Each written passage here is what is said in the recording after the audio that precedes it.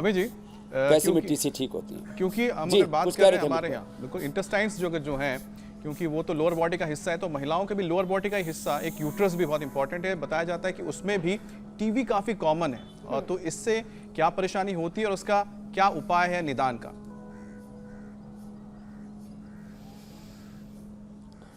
देखो, इसका उपाय, इसका उपचार, इसका समाधान है। 10 मूल काढ़े के साथ साथ 10 मूल अरिष्ट भी पी सकते हैं, रेडीमेड किसी को चाहिए।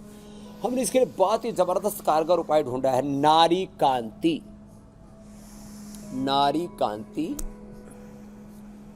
गोली भी है और सिरप भी है। ये दे करके हमने जिनकी उम्र 45, 47, 50 तक हो गई थी, उनके यूट्रस की टीबी भी ठीक की है और इनफर्टिलिटी भी। लो, संतति सुधा और दे देते हैं लेडीज़ को, और पुरुषों को यौवनामृत, यौवन गोल्ड, यौवन चूर्ण।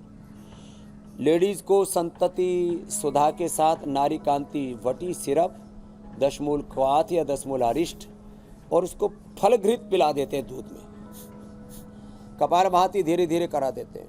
मैंने लोगों के 10-10 गांठें जो हो गई थी वो भी ठीक कर दी, चाहे टीबी की गांठ थी, चाहे कैंसर की गांठ थी, चाहे ऐसी बेनाइन ट्यूमर थी।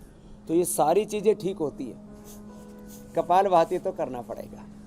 और तले हुए से जितने भी ये लोग खाते हैं ना कचरा, इसको तो हमें छोड़ना ही पड़ेगा। कचरा बन गया खतरा।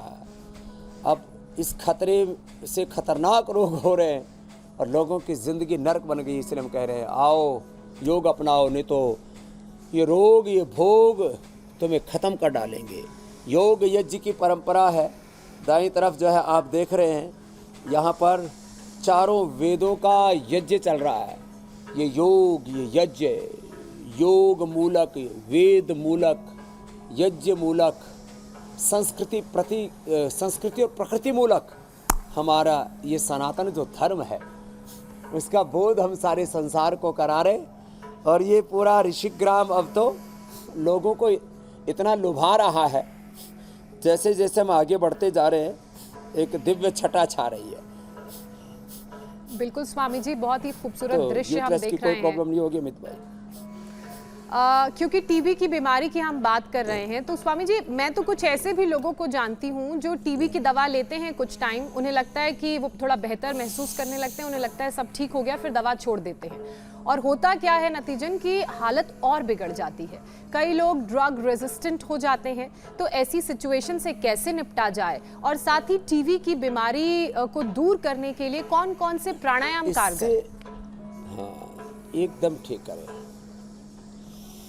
तो ये ज्योत्सना जी, एक तो दवाओं के जो रेजिस्टेंस हो जाते हैं उसके लिए मैंने बोला दूध में हल्दी, शिलाजीत, च्यवनप्राश, शिला तुलसी, शिलाजीत, स्वर्ण शिलाजीत, और ये सब मैंने बताया है अलग अलग उपाय।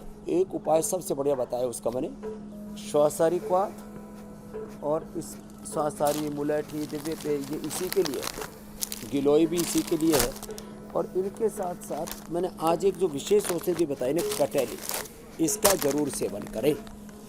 अब ये 10-20 रुपए की, 25-50 रुपए की दवाइयाँ हैं, लेकिन इसमें प्रकृति के गूढ़ रहस्य और सारी सृष्टि की अप्रतिम शक्तियाँ सन्निहित हैं इन जड़ी बूटियों में। उसमें कटेली के प्रयोग के साथ साथ एक और बताता हूँ, प्राणायाम तो सबके खात्मे के लिए जरूरी है, लेकिन एलोपैथी की दवा बंद नहीं करना। इसलिए मैंने कहा जो काम 6 महीने 9 महीने में, और कई बार दवा रेजिस्टेंस हो जाते हैं, तो टीबी की दवाई के रेजिस्टेंस आने पर तो 1-1, 2-2 साल लोग दवाई खाते रहते हैं, असर ही नहीं करती। तो 100% टीबी की दवा असर करेगी। टीबी की दवा ना छोड़े, जब छोड़ना होगा तब हम बता देंगे।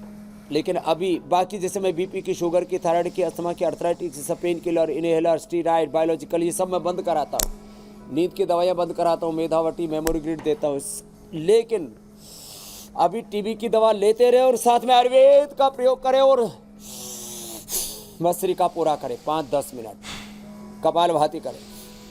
टीबी के भी रोगी मैंने मुक्त किए जिनके ऊपर एलोपैथी की दवा काम नहीं कर रही थी, छोटे बच्चों तक, बड़ों तक, मैंने कई एग्जाम्पल दिए हुए ऑलरेडी। और अनुलोम विलोम, भ्रामरी, उद्गीत, तो ये प्राणायाम जरूरी है। अब इसके साथ साथ लोगों के प्रश्न का भी समय हो गया, तो वो भी साथ में ले लो, तो उनको भी और स्वामी जी शुरू करते हैं सवालों का सिलसिला। आपका आदेश भी आ गया है।